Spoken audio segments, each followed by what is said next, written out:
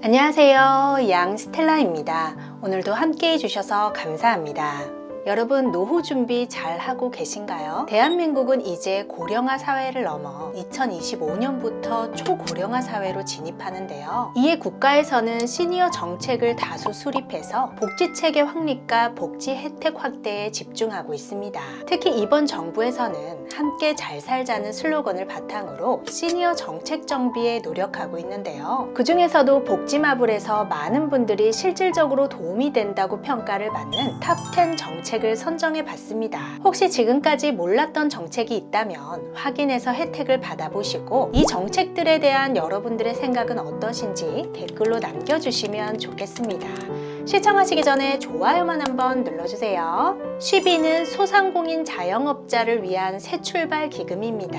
보통 퇴직을 하고 장사를 해볼까 생각하시는 분들도 계실 테고 사업 실패 후 다시 재기를 노리는 분들도 계실 텐데 대출 때문에 새로 무엇인가 시작하기조차도 힘든 분들이 있을 텐데요. 50대 이상 여성 창업자 성공률이 20, 30대보다 15% 높다고 합니다. 소상공인이나 자영업자가 채무 조정을 신청하여 초심 중단 지원을 받을 수 있는 새 출발 기금이 있습니다. 새로운 출발을 응원한다는 뜻으로 지원하는 사업인데요. 3개월 이상 대출을 연체한 사람들에 한해서 여러 가지 조사 후에 순부채의 60에서 80%를 감면받을 수 있고 자녀 채무에 대해서는 최장 10년간 분할 상환을 지원합니다. 물론 부채에 대한 부담을 줄여준다는 것에 반응이 뜨겁지만 이를 위해서 일부러 90일을 연체한다거나 꼼수를 쓰기도 해서 논란이 있기도 합니다. 특히 성실 납부를 진행하는 사장님들의 경우 성실 납부자들에게 돌아오는 혜택은 없고 오히려 연체를 하면 대출 금액을 감면해준다는 논리 자체가 황당하다며 커뮤니티의 댓글 공방이 일어나기도 하는데요. 어려운 사람들을 위한 조속한 재기와 새로운 도약을 돕는 것도 좋지만 처음부터 10년 분할 상환으로 성실하게 매달 부채를 갚아나가는 사장님들을 위한 대출 상품도 나와야 한다는 목소리가 있습니다. 9위는 65세 이상 노인을 위한 혜택입니다. 다른 조건 없이 나이만 65세가 넘어가면 받을 수 있는 지원이 여러 가지가 있는데요. 우선 기본적으로 65세가 넘어가면 국민건강 가입자에 한해서 일부 의료비를 지원받을 수 있고 여러 가지 건강검진이 강화되고 우선 진료를 받을 권리를 지니게 됩니다. 버스와 지하철을 이용할 때도 지역에 따라 무료 또는 할인 혜택을 받을 수 있고 항공, KTX 등 다양한 곳에서 경로 우대 할인을 받을 수 있습니다. 노인연금이라고 하는 명목으로 지급되는 기초연금의 경우 2024년 기준 월 30만원에서 50만원이 지원되는데 소득 수준에 따라 기초적인 자금을 지원받을 수 있고 국민연금 가입이 되어 있다면 국민연금 역시 동시에 수령이 가능합니다. 문화시설 할인 혜택이나 체육시설 할인 혜택 등 나이만 충족하면 누릴 수 있는 혜택이 많다는 점에 모두가 긍정적으로 바라보고 있는데요. 약자가 살기 좋은 나라가 결국 좋은 방향으로 간다는 얘기가 있듯이 나이가 들더라도 사회적인 인프라를 꾸준히 느낄 수 있다는 관점에서 앞으로의 지원 확대를 더욱 기대해보는 목소리가 높은 상황입니다. 8위는 무료 건강지원금입니다. 노인복지라는 키워드를 들으면 무엇부터 떠오르시나요? 저는 건강에 관련된 지원을 빼놓을 수 없다고 생각하는데요. 하지만 생각보다 많은 분들이 지원 정책을 몰라서 못 누리시곤 합니다. 그리고 대부분 큰 병에 걸려야지 지원을 받을 수 있다고 생각하시는 경우가 많은데 이제는 질환을 조기에 발견하고 예방 부분까지도 정부에서 신경 쓰고 있습니다. 지금까지 정부는 계속해서 사각지대 조사를 했고 조금씩 질환의 종류와 그 지원 범위를 확대해 나가고 있는데요. 치매관리주치 시범사업도 시작되었고 앞으로는 환자별로 맞춤형 종합관리까지 가능해져서 미래에는 훨씬 높은 질의 의료 서비스를 받을 수 있을 것 같습니다. 65세 이상의 경우 임플란트 및 틀니 시술 비용을 지원해주고 있어서 임플란트 2개에 한해서는 지원을 받을 수 있게 되면서 비용에 대한 부담을 덜어볼 수 있습니다.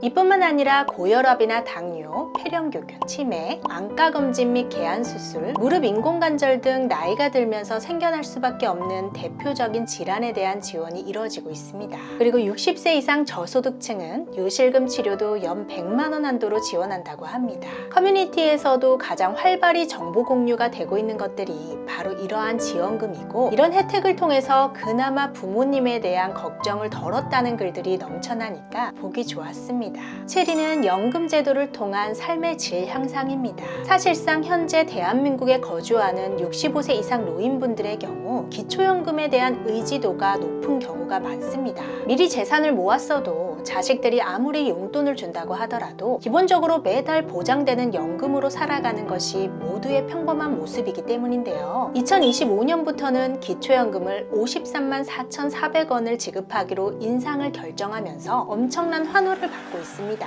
그리고 노후준비라고는 할 상황이 못 돼서 국민연금도 가입한 게 없고 살고 있는 집 하나밖에 없는 어르신들도 계실 텐데요. 이럴 때 주택연금이란 게 있습니다. 현재 살고 있는 주택을 담보로 매월 일정액을 연금 형식으로 받는 건데요. 사망할 때까지 그 주택에 거주하면서 매월 일정액을 연금 형식으로 지급받고 대출자가 사망하면 금융기관이 주택을 팔아서 그동안의 대출금과 이자를 상환받는 방식입니다. 예를 들어 3억짜리 집이 있다고 한다면 매월 100만 원 정도 받으며 생활하는데요. 노년의 자식들에게 손 안 벌리고 살 수 있어서 좋다는 반응입니다. 6위는 내 퇴직연금 찾기입니다. 자발적인 퇴사, 권고사직 등에 관계없이 받을 수 있는 나의 권리, 바로 퇴직금인데요. 기업은 1년 이상 근무한 근로자에 대해서 31분 이상의 평균 임금을 퇴직금으로 지급할 의무를 지닙니다. 과거에는 이를 회사 내부에서 모아두거나 퇴직할 때 그냥 지급하는 것이 관례적이었으나 갑자기 회사 사정이 어려워지거나 폐업한다면 모두 말짱 도루묵이 되어서 문제가 많았는데요. 그래서 정부에서는 대책을 마련했습니다. 미리 외부의 금융기관에 적립하는 퇴직연금 제도를 시행했는데요. 그러니 여러분이 다녔던 회사가 퇴직연금을 활용했다면 굳이 회사에 연락하지 않고도 조회 서비스를 통해서 나의 퇴직연금을 곧바로 알 수 있습니다. 금융감독원에서 운영하는 뇌 퇴직연금 찾기 서비스를 활용해 보시기 바랍니다. 아직 제대로 몰라서 찾아가지 않고 쌓여있는 퇴직금도 많다고 하니까 꼭 체크해 보시기를 바라고 굳이 이전 직장에 연락할 필요가 없다는 점에서 반응이 매우 좋습니다. 5위는 고령화사의 평생교육 지원과 자격증 취득입니다. 나이가 들어서 쉬고 싶은 분들도 있지만 꾸준히 일을 해야 하고 일이 하고 싶은 분들도 있죠. 일하는 노인이 일하지 않는 노인보다 10년을 더 산다고 합니다. 요즘에는 인생 2막의 삶을 준비하기 위해서 100세까지도 사용할 수 있는 자격증이 인기인데 그래서 그런지 다양한 자격증에 도전하는 5, 60대가 많으십니다. 평생교육사, 생활지원사, 요양보호사, 사회복지사, 실버 요가 강사, 반려동물 관리사, 소방 관련 자격증 등 다양합니다. 일자리를 찾을 때 그 분야의 경험이나 관련 자격증이 있다면 취업이 더 잘 될 수 있어서 준비하고 있는 분들이 계신데요. 75세 미만까지 고용노동부에서 최대 500만 원까지 지원되는 국민 내일배움 카드를 지원하는데 다양한 강의를 찾아서 자격증 공부도 할 수 있습니다.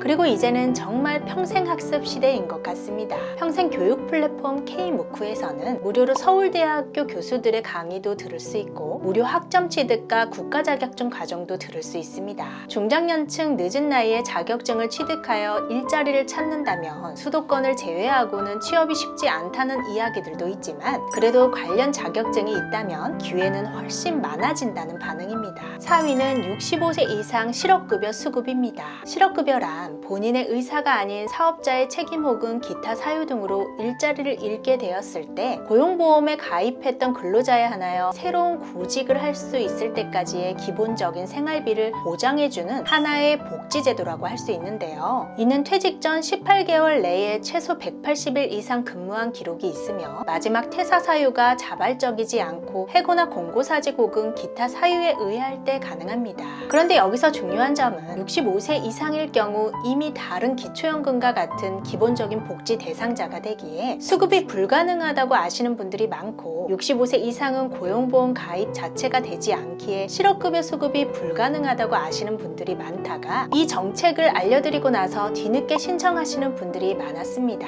65세 이전에 가입되어 근로를 하다가 이후에 권고사직을 받은 경우라도 충분히 실업급여 대상자에 충족하니까 절대 놓치지 마세요. 나중에 알고 신청해서 실업급여 받으신 분들은 그동안 열심히 일했던 보상을 받은 기분이 들고 이제 편안하게 구직활동에 전념할 수 있다며 반응이 매우 좋았습니다.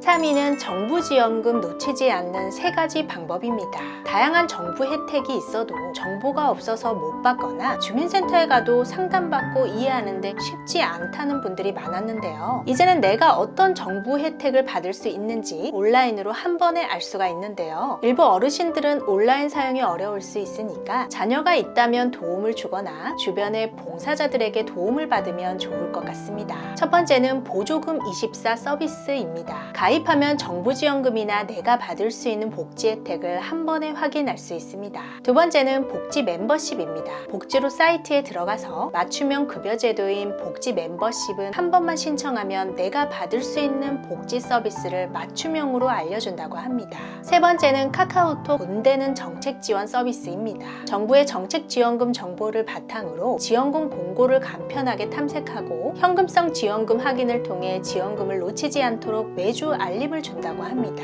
이 세 가지를 잘 모르는 분들이 많았는데요. 알고 나서 자녀분들이 도움 주셨다는 분들도 계셨고 다양한 복지 서비스가 있다는 걸 이제야 알았다는 반응이었습니다. 2위는 중장년 40세 이상 취업을 위한 세 가지 정책입니다. 대부분의 취업 정책이 청년들에게 포커스가 맞추어져 있다는 쓴소리와 함께 물론 청년들에게도 힘을 주어야 하지만 소외되어 있는 중장년층을 위한 정책도 많아져야 한다는 목소리가 많았는데요. 이에 정부는 반응하듯 40세 이상 중장년층을 위한 취업 정책으로 첫 번째 신중년 경력형 일자리 사업, 두 번째 중장년 내일센터, 세 번째 재취업 지원 서비스 이렇게 세 가지 정책을 운영하기 시작했습니다. 온라인에 검색만 해도 자세한 내용들이 나오는데요. 해당 서비스를 통해서 안정적으로 구직 활동을 지원하고 청년 못지않은 활력을 되찾기를 바란다는 뜻을 전했습니다. 아직 활성화가 되어가고 있는 중이지만 대부분 참여한 사람들의 좋은 평가를 통해 점점 성장해 나가는 것으로 앞으로 기대가 크다는 반응입니다. 1위는 무엇일까요? 역시 일자리에 대한 관심이 컸는데요. 정부 공공근로 일자리 사업입니다. 일자리가 최고의 복지다라는 말이 있듯이 중장년, 노인 모두 일을 해서 돈을 벌고 싶어 하는 분들이 많았습니다. 2025년 공공일자리와 정부 일자리 모집이 시작되었는데요. 지자체별로 마감되어 가고 있으니까 중장년 분들은 서둘러야 할 것 같습니다. 참여자별로 하루 3시간에서부터 최대 8시간까지 설정됐고 일반적으로는 3시간에서 5시간 근무를 할 수 있게 됩니다. 고령자일수록 근무 시간이 짧아지는 것이 일반적인데요. 기본 시급을 제외하고도 교통비와 간식비 명목으로 하루 5,000원 그리고 특정 업무를 수행하면 2~3,000원 정도의 추가 수당이 적용된다고 합니다. 일의 강도도 힘들지 않아서 대부분 괜찮다는 반응이 있고 하루 5시간을 일하고 130만원 받아가는 분들도 있어서 굉장히 반응이 좋습니다. 2025년 초고령화 사회로 진입하면서 현재도 노인 3명 중 1명이 혼자 산다고 합니다. 돈을 떠나서 일을 안 하면 마음이 울적해진다는 분들이 많았는데요. 전체적으로 노인 일자리 사업 모집 정보를 한눈에 볼 수 있는 곳은 노인 일자리 여기 홈페이지가 있습니다.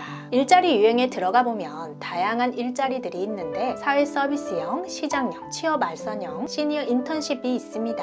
검색창에 거주지를 입력하시면 현재 살고 있는 곳에서 신청할 수 있는 일자리를 확인하실 수 있습니다.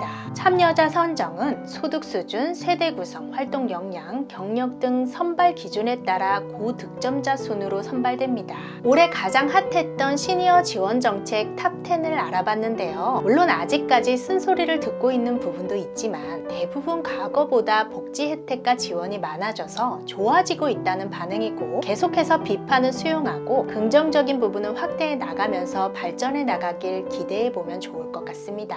그리고 여러분들이 생각하고 바라는 시니어 정책이 있다면 댓글로 남겨주시면 감사하겠습니다. 시청해 주셔서 감사합니다. 오늘도 행복하세요.